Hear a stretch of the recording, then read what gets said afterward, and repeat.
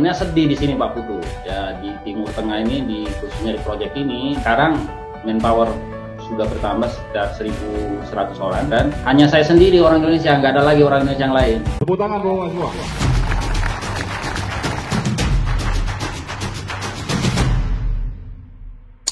Bagaimana kabar Om Putu? Ya, kabar lumayan baik. Di Indonesia masih enak, nggak seperti di luar negeri. Oke. Jadi sekarang di sana 2 derajat Celcius. Jaketnya berapa lapis tuh? Lumayan, ini cuma 2 lapis saja ini Om Putu. Udah. Jadi tepatnya di mana nih? Abu Dhabi mana? Iya, di Abu Dhabi ini sekitar 220 kilo ke sebelah selatan Abu Dhabi. Jadi gas plantnya namanya ADNOC Sourgas. Oh, oke. Pernah dengar Om Putu? Ya, salah satu plant gas di dunia yang paling berbahaya.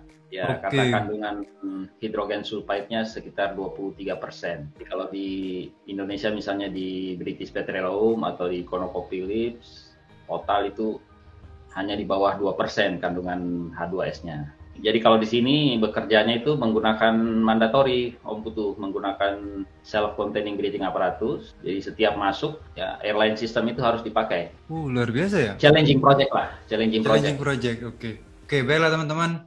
Kali ini saya sudah bersama Pak Immanuel Sweken. Ya, dia sekarang berada di Abu Dhabi. Posisi terakhir kalau nggak salah nih, HSE Specialist Trainer. Ya, saya training koordinator. Dan sekarang masih ya? Masih training koordinator di Project Saipem. Ya. Oke, training koordinator adalah salah satu posisi di divisi ASE. Masih ya? Ya. Di divisi ASE, aku mau minta dijelasin ASE trainer itu apa sih tugasnya? Training apa yang harus diambil? Dari jurusan apa? Ya, orang kalau misalnya kuliah tuh idealnya jurusan apa, walaupun mungkin jurusan lain juga mungkin masih memungkinkan. Caranya kerja di luar negeri, khususnya di divisi ASE, itu bagaimana? Triknya, trik ASE trainer lowongan itu ada nggak ya? Banyak Pak. Khususnya ya? di Middle East ini banyak sekali. Oh, kalau di Indonesia? Di Indonesia? Di Indonesia karena mungkin trainer itu, HSE trainer itu hanya skopnya di project-project yang besar. Iya. Jadi untuk small project ataupun infrastruktur biasanya mereka tidak concern dengan, karena ini posisi ini yang di kontrak antara user klien dengan kontraktor. Harus ada. Jadi jadi porsi trainer itu sifatnya mandatori untuk project. Jadi kontraktor harus menyiapkan personelnya. Saya googling ya. HSE trainer job desk. Nah, ini ada satu defect job description. Oke, di sini ada, ini sepertinya ini lowongan ya. Ya, betul. Job application are no longer. Oke, ini aplikasinya no longer ya, berarti no longer applicable. Tapi nggak apa-apa, kita coba bahas. Ini adalah posisi HSE trainer. Nah, di sini kebetulan ada deskripsinya. Ini ada job desk-nya, kemudian profilnya minimal, condition-nya ini di salah satu. Nah, mungkin dari sini aja kita bahas. Oke, terima kasih Pak Putu. Jadi HSE trainer ini, our HSE Training Department, ini di bawah Departemen HSE. Ya, jadi di HSE kita punya disiplin environmental, kita punya disiplin health, kita punya disiplin security, kita punya disiplin food safety, kita punya disiplin hygiene, dan seterusnya. Kemudian training ini satu bagian dari umbrella dari HSE. Secara umum, HSE Training Department ini mempunyai peran kritikal di project, ya khususnya karena seluruh pekerja yang akan dideploy ke site, ya dengan posisi apapun, dari project director, project manager, sampai dengan pekerja biasa, itu adalah mandatori untuk mengikuti training. Jadi ada beberapa mandatory training sesuai dengan training matrix yang dipunyai. Seperti yang Pak Putu lihat di sini, tugas dari HSE trainer itu atau job deskripsi mereka adalah mensupport, contoh ya, mensupport development dan delivery dari training program. Jadi training program ini muncul dari HSE plan atau training matrix yang di-approve oleh user atau client. Jadi tugas utama daripada HSE trainer ini adalah untuk mendevelop training package. Ini biasa kita sebut training package ya, yang diambil dari training matrix. Ya, prosedur training yang di-approve oleh klien. Itulah kemudian yang harus di-deliver oleh HSE trainer. Kemudian yang kedua, mampu mendevelop atau membangun, membuat dan menjalankan training ya yang ditentukan oleh kebutuhan project yang menyangkut dengan spesifik hasad yang kita punyai. Yang saya diskusikan sebelumnya bahwa di sini di ADNOC Sah gas plant ini adalah gas plant yang paling mematikan di dunia. Trainingnya pun harus spesifik merefer ke kandungan hidrogen sulfida yang kita punya di sini. Mungkin di tempat lain di gas plant yang lain mereka tidak memproduksi sulfur. Di sini kita memproduksi sulfur. Bahaya-bahaya khusus yang terkait dengan plant, ya khususnya yang kita lakukan adalah ekspansi perluasan dari existing facility. Inilah yang harus di-develop oleh Departemen Training.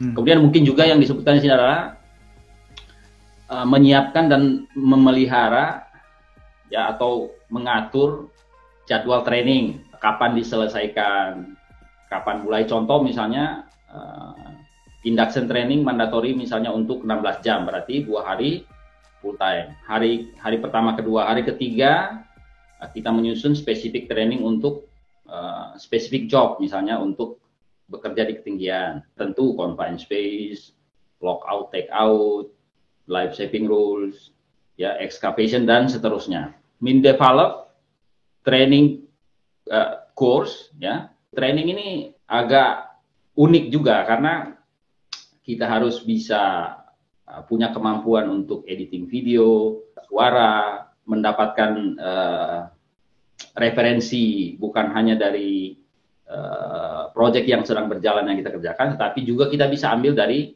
lesson learn yang dari luar, khususnya terkait dengan training package yang akan kita deliver. Jadi sebenarnya cukup menarik karena ada banyak informasi-informasi baru yang harus terus kita gali, memastikan bahwa apa yang menjadi rencana daripada proyek ini sejalan dengan implementasi ataupun eksekusi yang dilakukan oleh tim training, ya sesuai dengan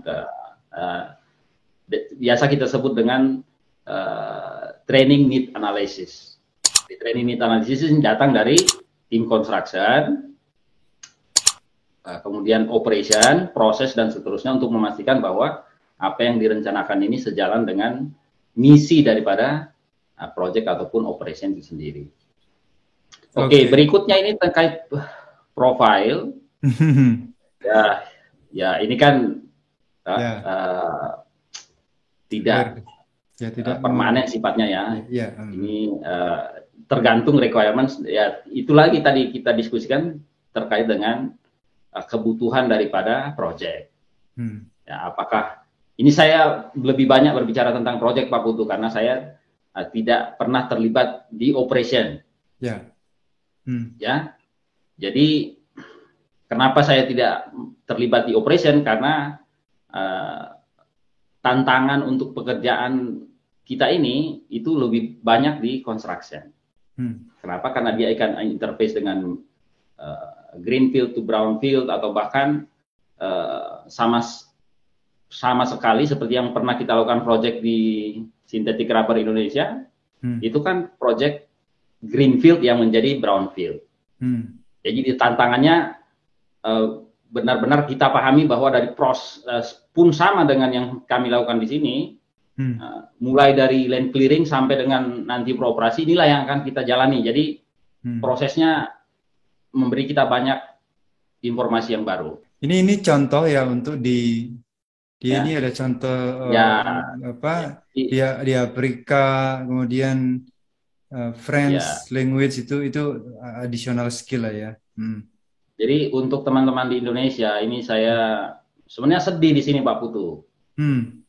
Ya di Timur Tengah ini, khususnya di proyek ini dari sekarang manpower sudah bertambah sekitar 1.100 orang dan hanya saya sendiri orang Indonesia, nggak ada lagi orang Indonesia yang lain. Ini masalahnya. Jadi sedih karena melihat teman-teman dari Asia Selatan, kemudian dari Afrika, tetangga kita Filipina, mereka cukup banyak di sini dan kalau saya melihat perbandingan kemampuan mereka masih jauh lebih unggul orang-orang Indonesia. Cuma saya nggak tahu apa akses kita ke sini yang terbatas atau seperti apa. Oke. Pengalaman ya itu tergantung dengan requirement project, tetapi secara umum minimum 5 tahun. Jadi kalau saya misalnya merekrut, ini ada tim kami yang kita rekrut dari Afrika Selatan, itu minimum pengalaman harus 5 tahun. Posisi training, bukan di posisi supervisor construction karena skop pekerjaannya berbeda.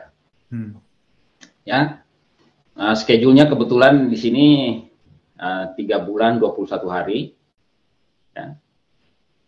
3 bulan kan masing-masing project beda. Ini kalau di sini rotation 8 week 3 bulan ya.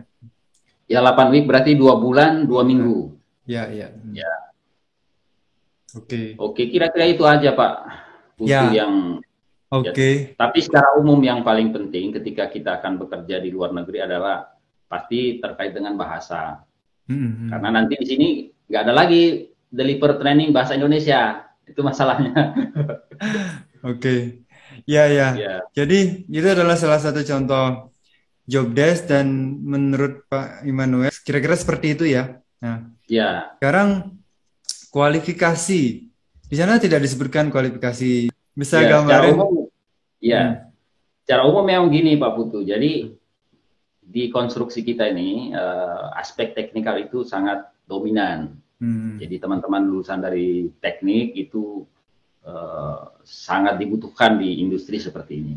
Tapi jangan berkecil hati karena saya Pak Putu lulusan sosiologi, ya. Jadi sosiologi sebenarnya nggak ada hubungan dengan teknikal, konstruksi. Tapi sepanjang kita mau belajar ilmu konstruksi ini kan dimanapun kita berada sama.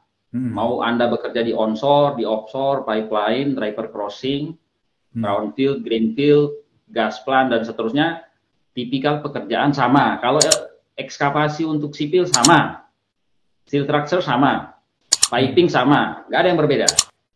Jadi Pak, bagaimana kita menggali informasi. Jadi Pak Immanuel mau sampaikan bahwa tidak ada jurusan spesifik untuk bisa masuk ke, maksudnya yang teman-teman fresh graduate nih tidak harus jurusan mungkin perminyakan, mungkin teknik yang bisa masuk ke posisi ini. Tapi pasti ada catatannya, ada training yang harus diikutin ya, wajib. Ya betul. Oke, nanti kita akan bahas lebih lanjut nanti.